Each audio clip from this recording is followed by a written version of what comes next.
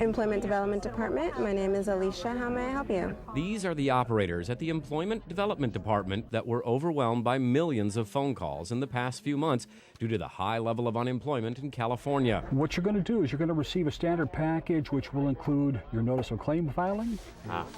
So what can I do now? Unemployed men and women dialed the EDD call center toll-free line more than 100 million times since October, costing the state $4.4 million when they could not reach an operator and got a voicemail in a system set up by Verizon.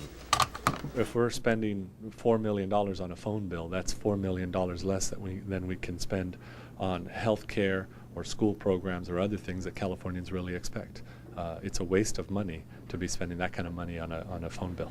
He's going to get into the new communication system. That was in the mind of Assemblymember Hector De La Torre, chair of the Accountability and Administrative Review Committee, set up to make sure public funds are being used appropriately. The hearing today is to talk about how we got into that contract, how we manage risk for the state, how we limit our exposure on a contract like that so that we're not paying exorbitant amounts in any given month based on call volume. The Employment Development Department and other state agencies responsible for information technology procurement and oversight were probed about their roles in the development of contracts like the one the EDD has with Verizon.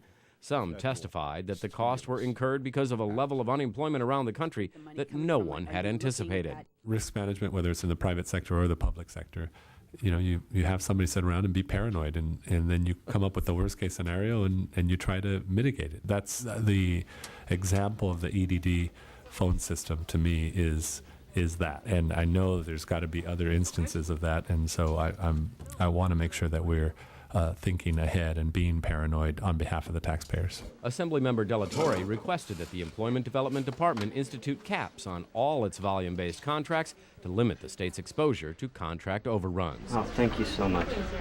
I really appreciate it. This report was produced by the Speaker's Office of Member Services.